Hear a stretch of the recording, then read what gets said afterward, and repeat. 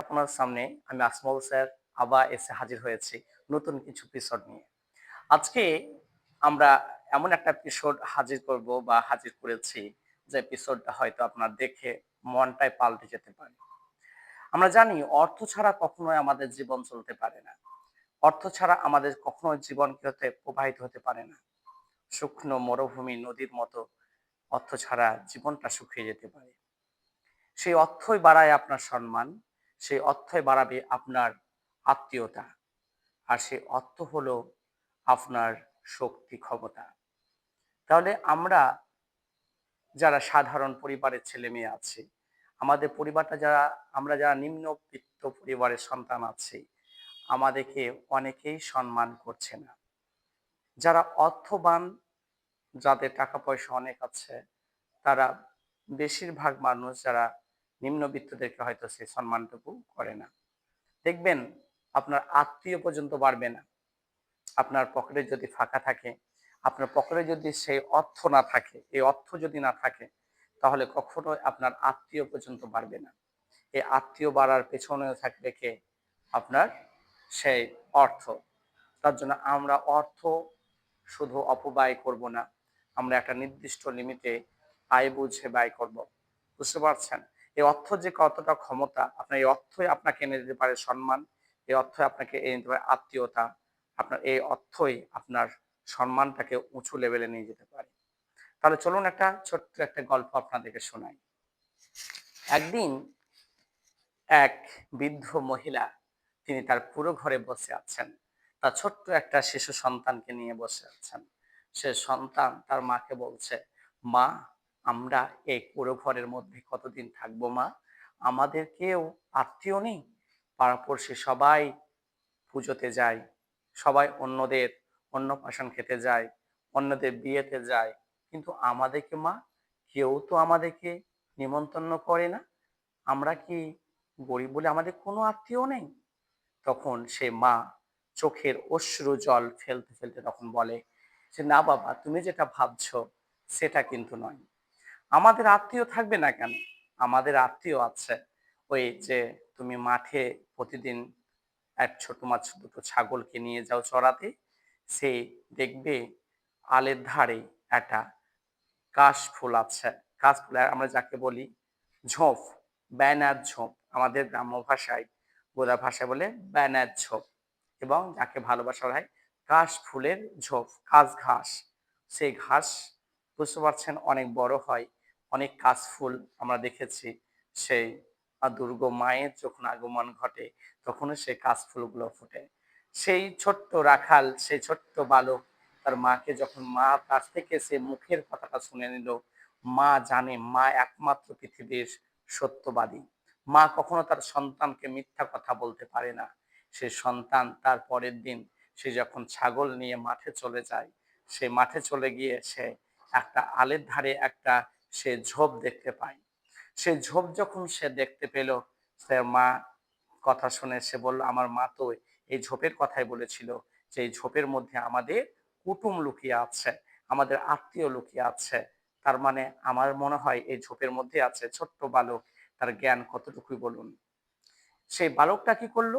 সে ঝোপটা ধরে টানতে শুরু করেছে, এই ঝোপ উঠ, এই ঝোপ উঠ। সে ঝোপটা কিন্তু উঠতে চাইছে না, অনেকটা শিকড় গজিয়েছে।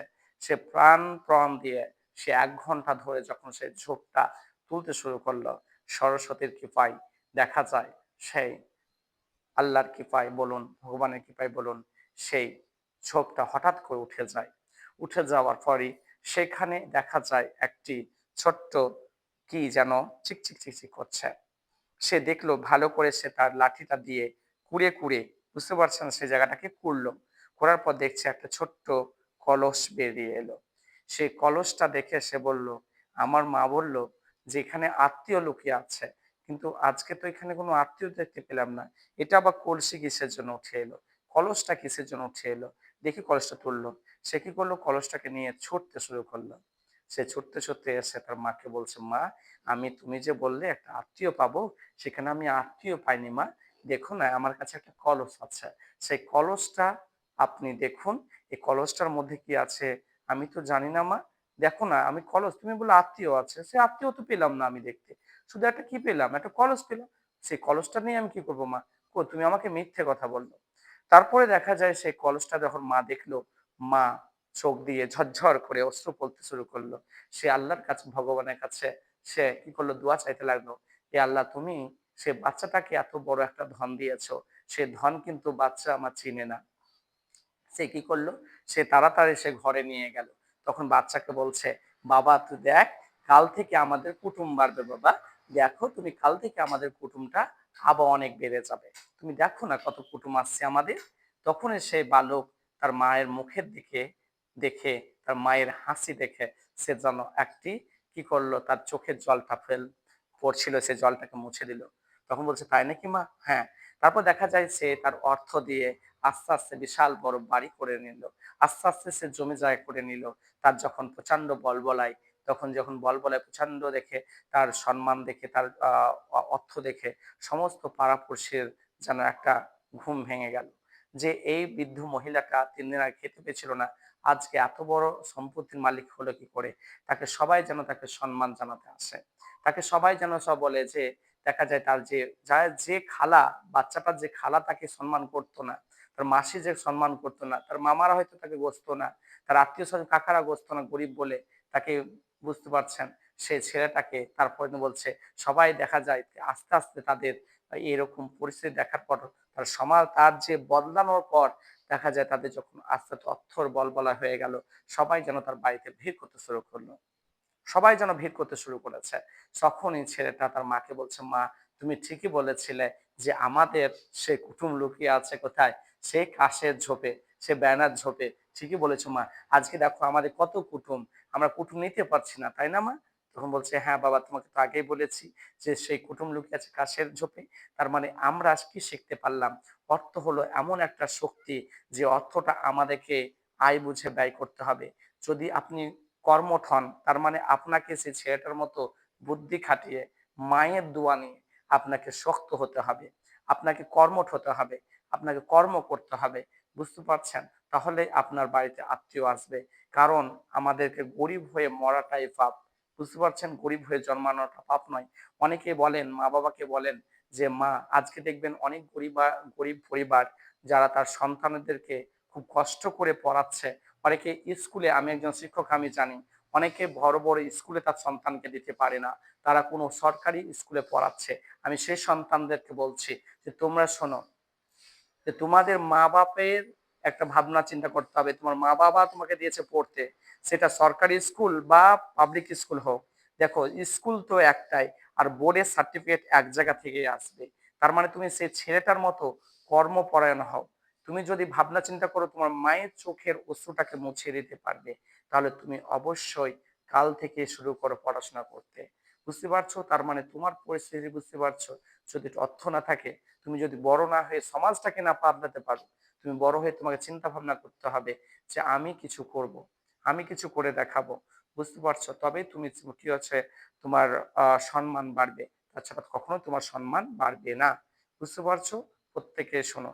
আর সমস্ত মায়েদেরকে বলছি, আপনার অবশ্যই আপনার সন্তানের জন্য কি করুন, দোয়া করুন, যাতে আপনার সন্তানটা অনেকটাই বড় হয়, অনেকটা কি আছে আপনার। আজকে অনেক ভাই বোন, আপনার ভাইয়েরা দেখা যায় বাইরে থাকে, তার অর্থের জন্য থাকে।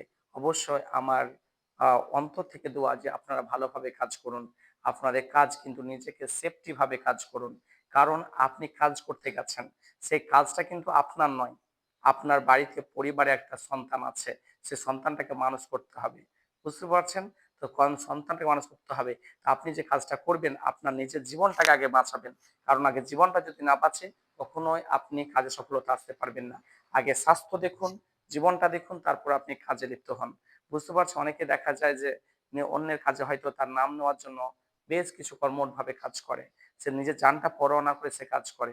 তার জন্য স্যার আরেকটা বলছি, আপনারা একটু ধৈর্য ধরে কাজটা করুন। ওকে? আর এই ভিডিওটি যদি আপনাদের অবশ্যই ভালো লাগে, একটুও ভালো লাগে, আমার অনুরোধ, এই ভিডিওটা বেশি করে আপনারা ফলো করুন, বেশি করে শেয়ার করুন, আর বেশি করে আপনারা কমেন্ট করুন। আপনাদেরকে কেমন লাগলো ভিডিওটা শুনে? অবশ্যই আমি আপনাদের কমেন্টের জন্য প্রতীক্ষায় থাকবো। ওকে, থ্যাংক ইউ। আবার দেখা হবে নেক্সট ভিডিওতে।